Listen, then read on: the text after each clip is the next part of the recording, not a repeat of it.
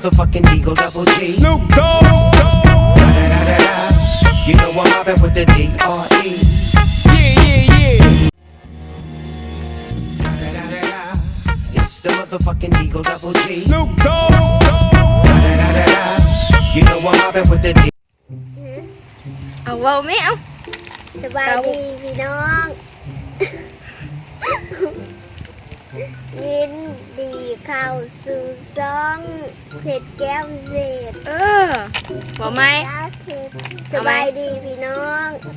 ยินดีเข้าอย่างค่ะสู่ซ่องเพชรแก้วเศษ มื้อนี้ฮะสิมาเฮ็ดหยัง เพชรน้ำปั่น ปั่นหยัง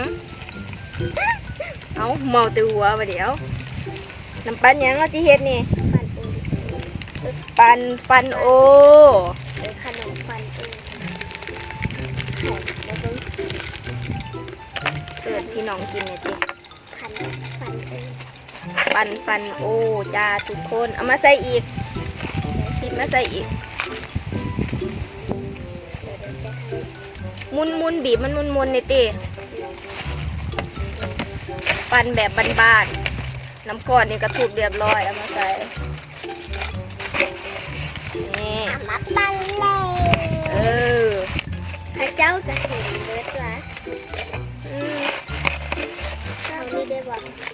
ใช่ นะ โอ้มวงลนเนี่ยจึงเราจะไปเก็บเอา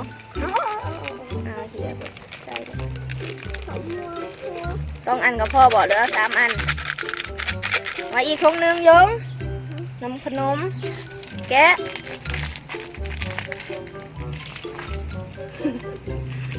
วันนี้อยู่กับเด็กๆอยู่กับหลาน เข้าสู่ ไว้ติยงแนมกล่องนี่ยง อันนี้ มวยกินน้ำใด โย เฮียใส่น้ำตาลหวานบ่ พี่ตาเอาน้ำตาลหรือจะใส่น้ำตาลเหรอ น้ำตาลเดี๋ยวเขาจะเอาไปเขียวอันนี้นุ่ม ไม่ใส่น้ำตาล อ่ะ มันบ่มีนมว่ะ เด บากุ้งเกิดแล้วเราก็ใส่นมมันค่อยเป็นน้ำสินะ เอานุ่มมันก็เป็นน้ำเลยเนาะเป็นน้ำจังเลยเนาะยงเนาะสร้าง เป็นน้ำบากุ้ง นี่อันนี้นี่เขาเอิ่นว่าคาร์เนชั่นแมันบอกอ่านถืออยู่วันนี้ นม คาร์เนชั่น นมอันนี้นี่ว่าตัวบากุ้งเราใส่ เอ นะ อ ประเทศลีว่ะ แซ่บเลยเนาะ เอาอันนี้น้ำก้อนมัน บุได้เอาทอมา น้ำก้อนเปื่อยจะได้เอาโซนปั่นเลย ใช่ละว่าปั่นในคน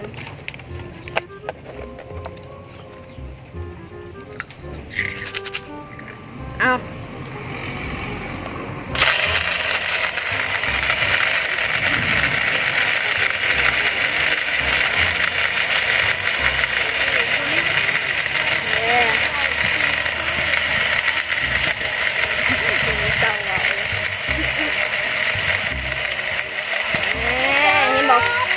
ปั่นน้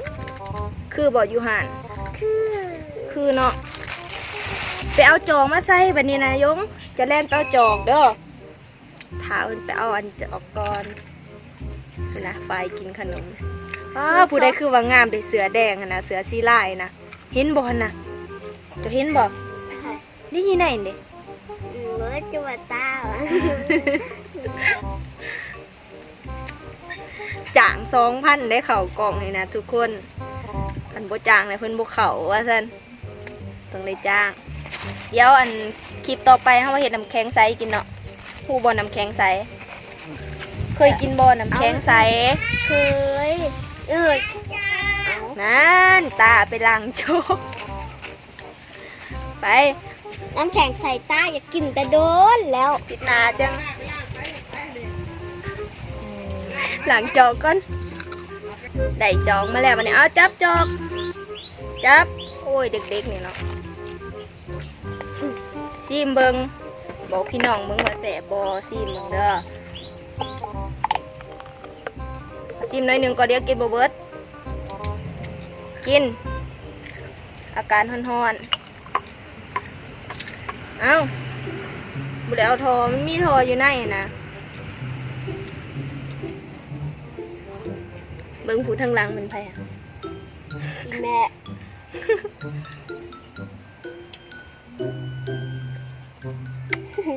หยุกโปอีก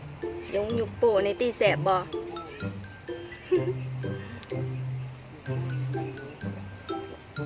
บอกว่าแล้วน้ำแข็งไซส์นะเขาเจ้าผูบน้ำก้อนมันมุนๆแล้วเขาก็เอาน้ำสโลว์สีแดงสีเขียวเนี่ยมาถอกใส่แล้วก็เอานุ่มนี่นะโอ้ยใส่ ไข่มันบ่มีตอนไข่มุกตลาดมัน เอ บ่มี อ ตอน เดี๋ยวเอาไข่มุกใส่ บ่มักไข่มุกนะ ทานแม่มึงกินบ่ น้ำสีอย่างก็ได้เนาะอยากกินน้ำสีฟ้าใส่นะ แม่เอาบ่อน้ำปั่นเนี่ยน้ำบ่กินกาแฟ สเพศ หืม ตาอยากกินแบบนี้น้ำแข็งใส่นะ แซ่บบ่ยงไปไส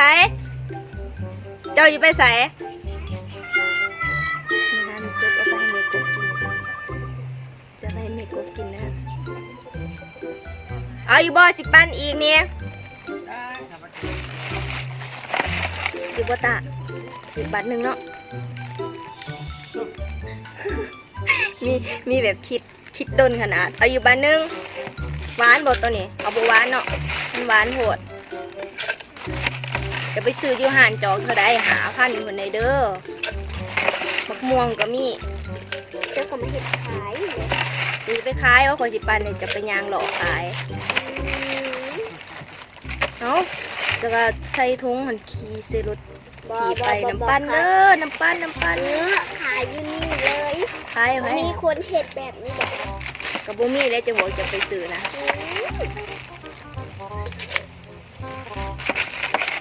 ม่วงปั้นบงม่วงวันนี้นะจับ บ่แฮบ ปั้นบงม่วงก็แซ่บอันนี้ก็แซ่บอะไรอีกคือปลาแซ่บยุกโปอีก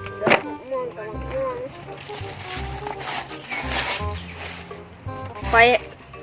คอยปั้นเห็นแซ่บแมันบอกบปากอีกแสดงว่าจักแซ่บบ่แซ่บจับเด้อ ปั่นหมูม่วงขนาดนั้นบ่แซ่บ แต่ว่าปั้นโอได้แซ่บลองเบิ่งลองหลายๆแบบเอามามือนี่ล่างในนี้นะ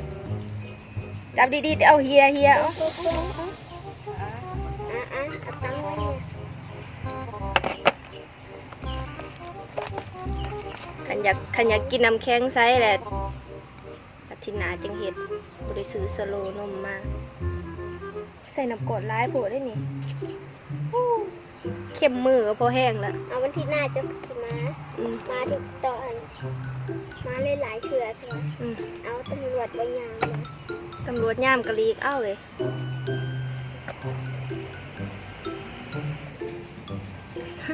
ป้า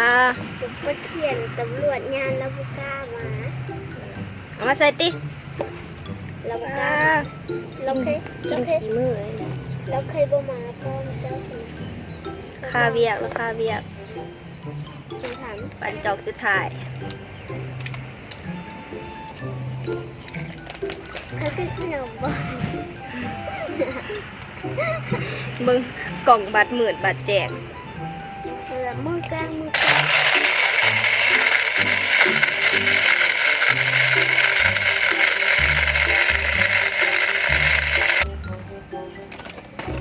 ซีมเบิ้งมันนี่นะโอ้ my god บางกุ้งกับทั้งปันเอาเนี่ยสิปนกันเลยวันนี้ เอากินเบิร์ตติตัวนี้นะ ตอนนับอีแล้วว่าหยุกปูว่าแสบว่าสันบัดเอาไปเอามาแล้วปูแสบว่าสันเล็กน้อย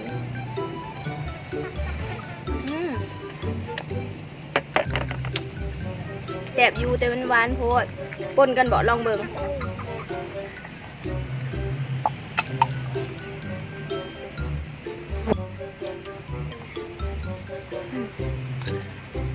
แสบ เท่าไหร่ จะสิกินขนมจะสิกินน้ำปั่นเว้ยนะเมื่อวานมันมาตอมมันมะม่วง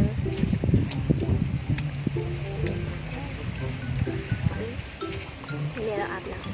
แบบนี้มันแซ่บ ำแมงวัน บ่มักปั๊มม่วง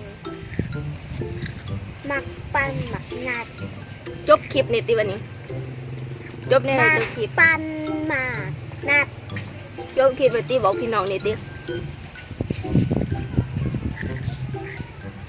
คลิปนี้ก็เบิ่งเท่านี้เด้อ